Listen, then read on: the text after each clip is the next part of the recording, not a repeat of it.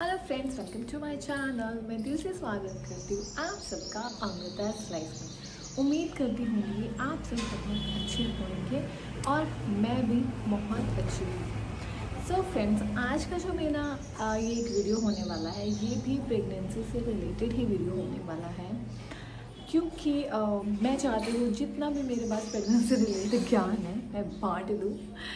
इसलिए मैं ये वीडियो बना रही हूँ उन फीमेल्स की हेल्प करने के लिए जो कि प्रेग्नेंट हैं। सो फ्रेंड्स, आज का जो मेरा टॉपिक है वो भी बहुत इंपॉर्टेंट है, क्योंकि देखो मेरा टॉपिक है डिलीवरी से रिलेटेड। एंड अगर आप प्रेग्नेंट हैं तो डिलीवरी तो होनी ही होनी है। एंड दो ही तरीके हैं, आप सी सेक्शन की तरफ जाइए या फिर आप नॉर्मल डिलीवरी की तरफ जाइए। ये आपकी कम्प्लीटली आपकी चॉइस होती है।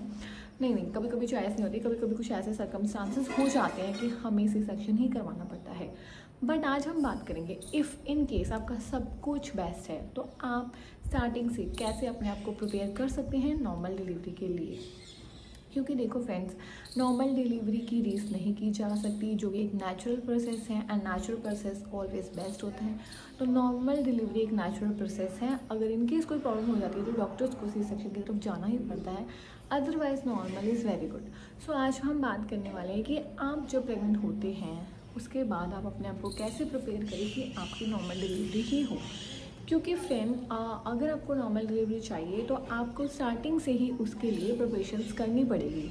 ऐसा नहीं है कि आप 9 मंथ में पहुंच गए एंड उसके बाद आप सोचो कि यस अब मैं प्रिपेयर करती हूँ खुद को नॉर्मल डिलीवरी के लिए, तो ऐसा नहीं होता। उससे आपके सी सेक्शन के चांसेस थोड़े ज़्यादा बढ़ जाते हैं। आज मैं आपको कुछ ऐसी बातें बताने वाली हूँ जिसकी हेल्प से आपके नॉर्मल डिलीवरी के चांसेस ज़्यादा हो जाएंगे।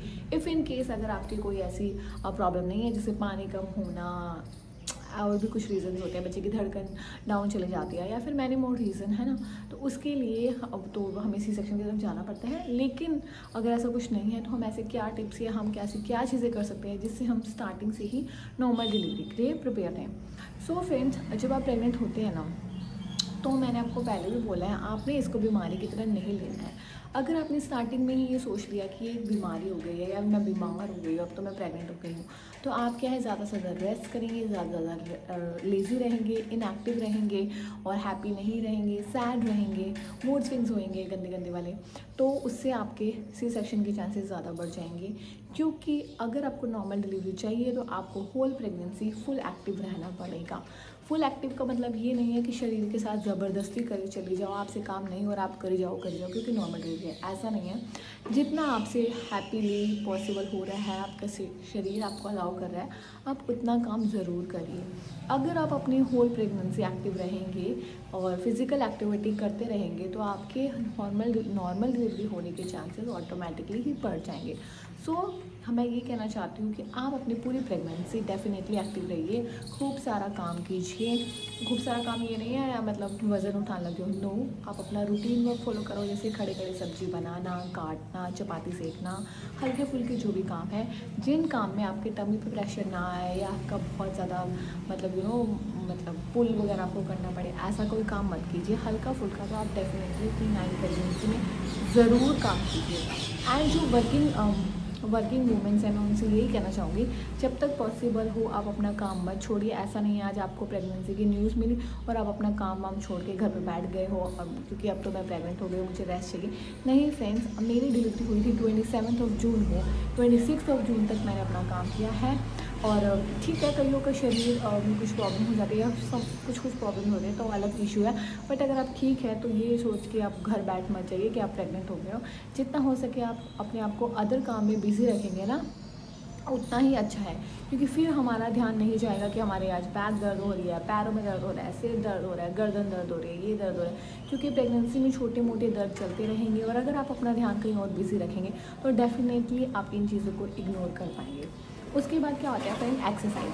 फिजिकल एक्टिविटी तो आपने करनी है घर में छोटे मोटे काम, बट आपने एक्सरसाइज भी करनी है अपनी होल प्रेगनेंसी। एक्सरसाइज का मतलब ये नहीं है आप जिम ज्वाइन कर लो या कुछ और, हल्की फुल्की exercise like butterfly exercise, body को हल्का फुल्का मूव करना, अपनी बॉडी को स्ट्रेच करना, ये सारी एक्सरसाइज आप कर ही सकती हैं। एंड आफ्टर जब आपको 9 मंथ या 8 मंथ स्टार्ट हो जाता है, जब आपका रिस्क खत्म हो जाता है, उसके बाद आप अपने यूट्यूब पर सर्च करके नॉर्मल डिलीवरी वाली एक्सरसाइज भी डेफिनेटली करें। क्योंकि 7-8 मंथ के बाद आप बैठ के पोछा भी लगा सकते हैं, उससे कोई प्रॉब्लम नहीं होती है।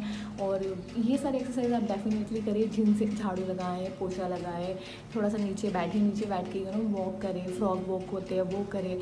इससे भी आप बहुत ज़्यादा मतलब तैयार होंगे नॉर्मल डिलीवरी के लिए। क्योंकि जब तक हमारा बच्चेदानी का मुँह नहीं खुलेगा, कम से कम हमें 10 सेंटीमीटर का बच्चेदानी का मुँह खुला हुआ चाहिए, जिससे कि आपका बच्चा बाहर आराम से आ सकता है। तो ये एक्सरसाइज करने से आपके बच्चेदानी का मुँह आराम से खुल जाता है। तो आप इस चीज़ से ज़रूर प्रिपेयर रहिए। उसके बाद होता है फ्रेंड्स ड्राई फ्रूट्स। जब आपको 9 मंथ लग जाता है ना, तब हमारे पहले तो क्या होता है, आप ड्राई फ्रूट जैसे बादाम, अंजीर, एप्रिकोट, ये सारी काजू वगैरह भिगो के लेते थे। लेकिन जब आपको 9 मंथ लग जाता है, उसके बाद आप ये सारी चीज़ें विदाउट भी कोई भी ले सकते हैं। क्योंकि आप तो हमें देखो पेन्स वगैरह स्टार्ट करने हैं, है ना। तो आप बिना भी कोई भी आफ्टर 9 मंथ के मीडिया उसमें आप स्टार्ट कर सकते हैं, ताकि आपको नेचुरल पेन्स आए एंड आप नेचुरल डिलीवरी के लिए थोड़ा अपनी बॉडी को तैयार कर सके। ये बहुत ज़्यादा ज़रूरी है। होल प्रेगनेंसी आपने एक अच्छी डाइट तो लेनी ही लेनी है। देखो फ्रेंड्स, क्योंकि क्या होता है ना, एक अच्छी डाइट आपको ताकत देती है, आपको पावर देती है। अगर आप वीक होंगे तो आप वैसे भी नॉर्मल डिलीवरी नहीं करवा पाएंगे। क्योंकि जैसा कि आपको पता है कि नॉर्मल डिलीवरी में हमें बहुत ज़्यादा पेन सहना पड़ता है। अगर आप में वो पावर नहीं होगी, आप में वो ताकत नहीं होगी सब चीज़ें दर्द सहन करने की, तो आप कैसे ही करवाएंगे नॉर्मल डिलीवरी। तो आपने अपनी पूरी प्रेगनेंसी में अच्छी डाइट, ग्रीन वेजिटेबल्स एंड ये सारी चीज़ें, ड्राई फ्रूट्स, अच्छी चीज़ें ज़रूर खानी हैं, जिससे आपके शरीर में एक ताकत बनी रहे। ये सारी चीज़ें इसलिए नहीं होती कि वेट बढ़ जाएगी हो जाए। अगर आप ताकतवर रहेंगे, आपकी बॉडी स्ट्रांग रहेगी, तो ही ऑब्वियसली आप डिलीवरी वाले पेन को हैंडल कर पाएंगे। तो ये चीज़ें ज़रूरी है। अब कुछ लोग कहते हैं घी पियो। नो फ्रेंड्स, अननेसेसरी घी पीना नहीं है। आपने अपने घी को अलग अलग चीज़ों में डाल के लेना है, लाइक सब्जी पे, चपाती पे, चूरी बना ली, या लड्डू वगैरह की फॉर्म में आप उसको ले सकते हैं। पीना नहीं है। पीने से क्या होगा, आपका वेट बहुत ज़्यादा बढ़ जाएगा। अननेसेसरी वेट गेन भी हमारी नॉर्मल डिलीवरी के चांसेस को कम करता है। तो ऐसे पीना नहीं है। हाँ, आप अच्छी अमाउंट में लो, लाइक मतलब अलग अलग फॉर्म में, लड्डू की फॉर्म में ले लिया, जैसे मैंने आपको बताया, सब्जी, जैसे आपको अच्छा लगता है थोड़ा थोड़ा डाल के दिन में एक प्रॉपर पोर्शन में आप उसको ले सकते हैं। बट पीना नहीं है। घी पियो, तेल पियो, ये बिल्कुल ही गलत है, ये मिथ है। जितना घी तेल पियोगे ऐसा हो जाएगा। मैंने सुना है, मैंने एक वीडियो देखी थी, किसी ने अपनी बहू को खूब सारा तेल पिलाया, जिससे कुछ मिसहैपनिंग ही हो गई। तो प्लीज़ ऐसी हरकतें मत करिए। एक अच्छी अमाउंट में ज़रूर लीजिए घी को। वो आपको, वही बात है कि आपको एक पावर देगा और दर्द से सहने की, ठीक है। उसके बाद क्या होता है फ्रेंड्स, आपने अपना माइंड सेट करना है। देखो, मेरा थोड़ा सा था, मैं बता दूँ आपको तो भी फ्रेंक, कि मैं सी सेक्शन भी करवा सकती हूँ, मुझे कोई ऐसी प्रॉब्लम नहीं थी। कुछ लोगों को ऐसे होता है कि उनका माइंड सेट होता है कि मैंने नॉर्मल डिलीवरी की तरफ ही जाना है, तो वो उनके चांसेस नॉर्मल डिलीवरी के ऑटोमेटिकली बहुत ज़्यादा बढ़ जाते हैं। क्योंकि क्या होता है ना, अगर माइंड सेट होगा ना, तो हम फिर उस दर्द को सहन कर सकते हैं। आपका माइंड सेट नहीं है, भाई मैं तो दर्द नहीं सहन सकती, ये नहीं कर सकती, वो नहीं कर सकती, तो आप नॉर्मल डिलीवरी नहीं करवा पाएंगे।